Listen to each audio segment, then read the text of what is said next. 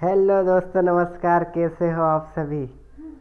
उम्मीद करता हूँ आप सभी स्वस्थ होंगे, मस्त होंगे और ज़बरदस्त होंगे।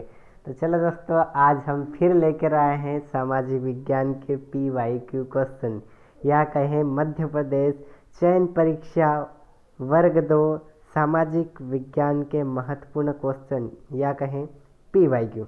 ठीक है दोस्तों, तो आज को बहुत ही ज़बरदस्त क्लास होने वाली है। ठीक है, उम्मीद करता हूँ आपको पसंद आएगी, और पसंद आए तो लाइक शेयर सब्सक्राइब जरूर करेगा। तो चलो दोस्तों, आज का वीडियो, आज की क्लास शुरू करते हैं।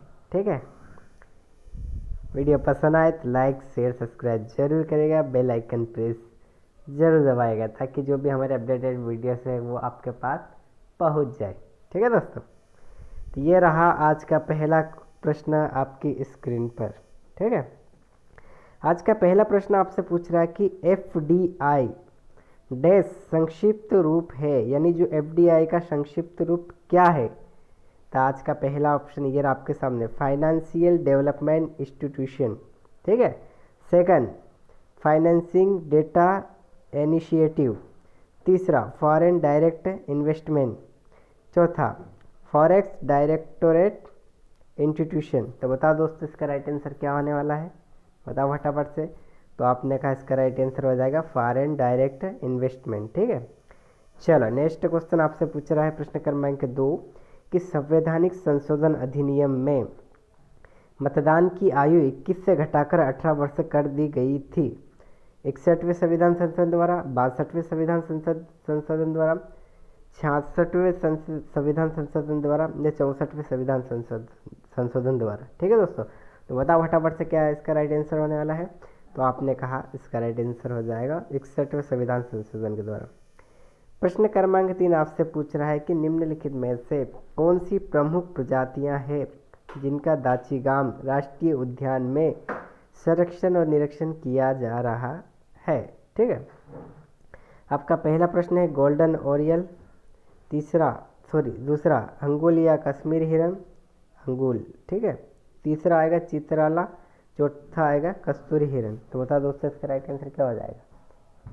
तो आपने कहा इसका राइट आंसर होने वाला है अंगुल या कश्मीरी हिरन। ठीक है, चलो नेक्स्ट क्वेश्चन आपसे पूछ रहा प्रश्न क्रमांक 4 कि किस आयोग ने सिफारिश की कि राज्यपालों की नियुक्ति में शक्ति में पक्षपाती नहीं होनी चाहिए।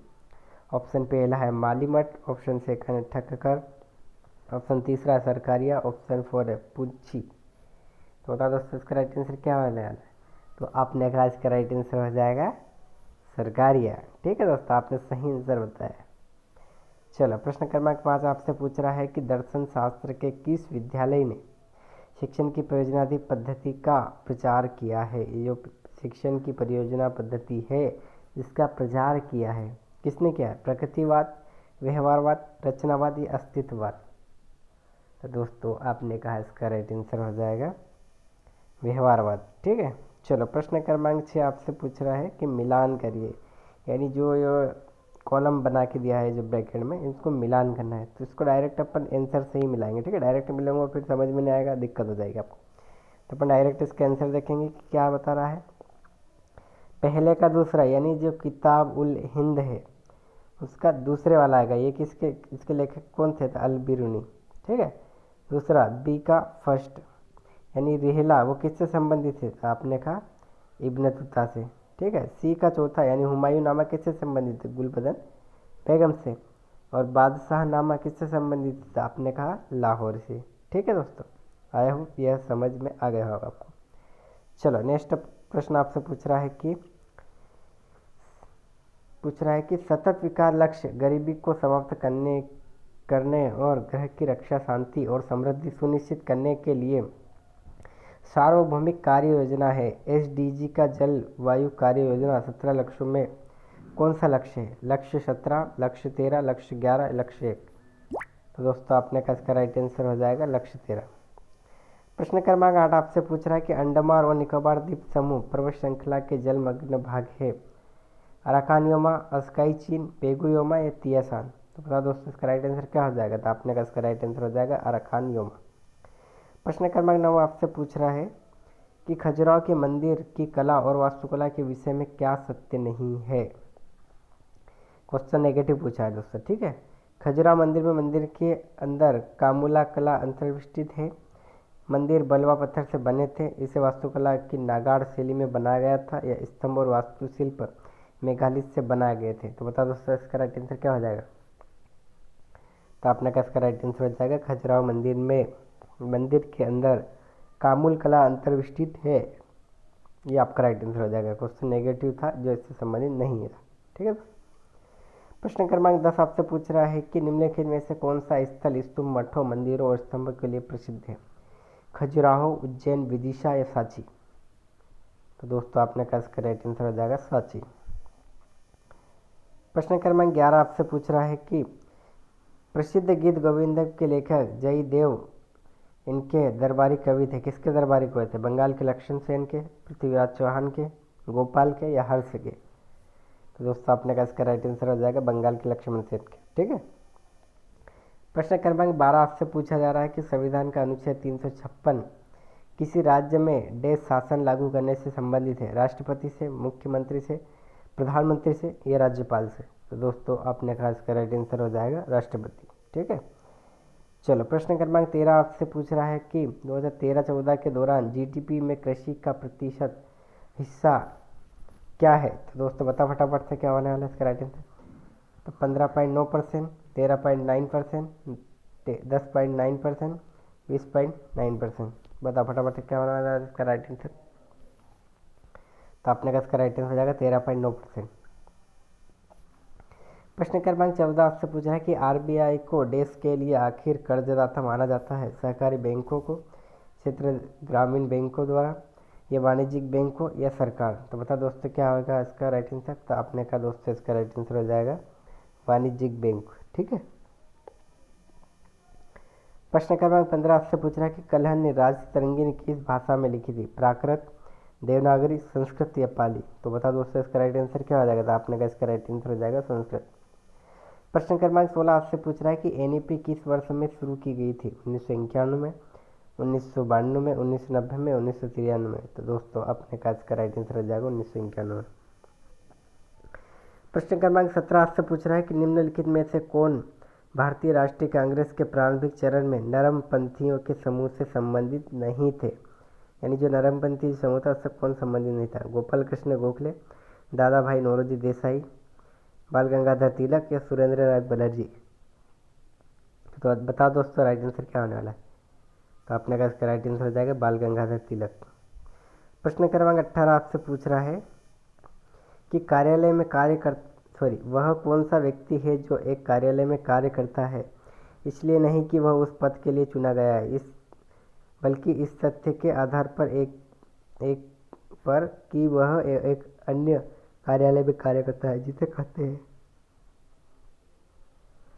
और यह पूछ रहा है कि वह कौन सा व्यक्ति है जो एक कार्यालय में कार्य करता है, इसलिए नहीं कि उस पद के लिए वो चुना गया है, बल्कि इस तथ्य के आधार पर कि वह एक अन्य कार्यालय में कार्य करता है, जिसे कहते हैं पदेन, दावेदार, एक्स एंटे या हितधारक। तो बता दोस्तों इसका राइट क्या हो जाएगा। तो आपने इसका राइट आंसर हो जाएगा पदेन। प्रश्न क्रमांक 19 आपसे पूछा कि राज्य के लिए महाधिवक्ता की नियुक्ति कौन करता है। राष्ट्रपति, मुख्यमंत्री, संसद या राज्यपाल।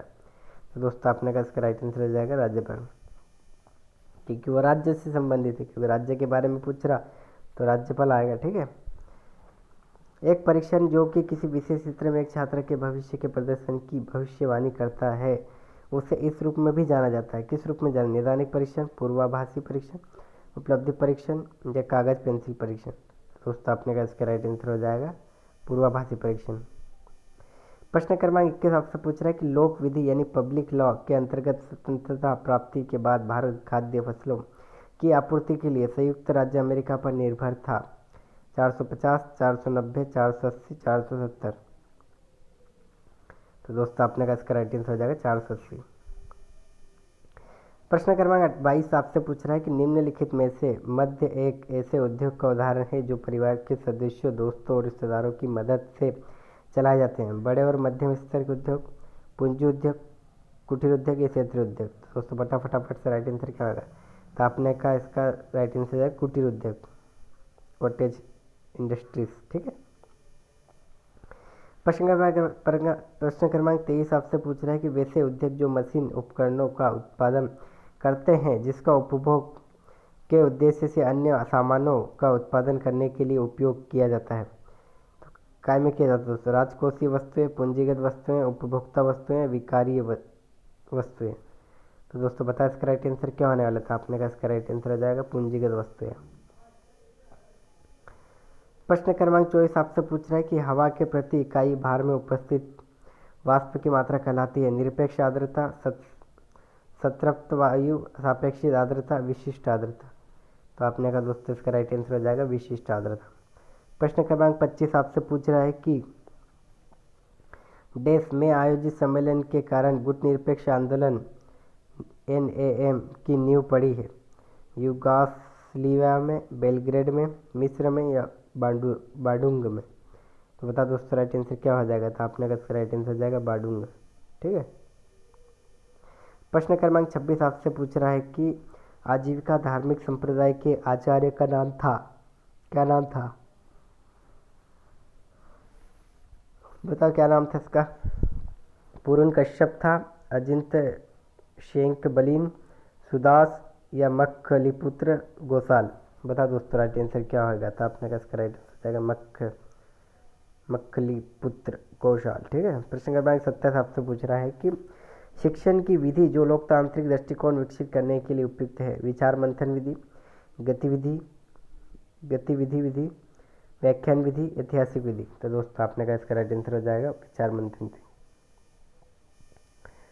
प्रश्न क्रमांक 28 आपसे पूछ रहा है कि वह मूल्यांकन जो व्यक्ति के प्रदर्शन के संबंध में है कि वह क्या कर सकता है या वह जो व्यवहार प्रदर्शित कर सकता है उसे निम्न कहा जाता है: निर्माणात्मक मूल्यांकन, सामान्य अभियान का मूल्यांकन, योगात्मक मूल्यांकन, मानदंड संदर्भित मूल्यांकन। तो दोस्तों आपने कहा इसका राइट आंसर हो जाएगा मानक संदर्भित मूल्यांकन। प्रश्न क्रमांक 29 आपसे पूछ रहा है कि मूल शिक्षा के समर्थक है महात्मा गांधी, स्वामी विवेकानंद, जिद्दू कृष्णमूर्ति, रविंद्रनाथ टैगोर। तो आपने कहा इसका राइट आंसर हो जाएगा महात्मा गांधी। आज का अंतिम प्रश्न ये रहा स्क्रीन पर आपके सामने। आज का अंतिम प्रश्न ये पूछ रहा है कि भारत में सहकारी बैंक की बैंकिंग विनिमय अधिनियम के अंतर्गत आते हैं 1947, 1950, 1949, 1948। तो बताओ दोस्तों क्या होने वाला है इसका राइट आंसर?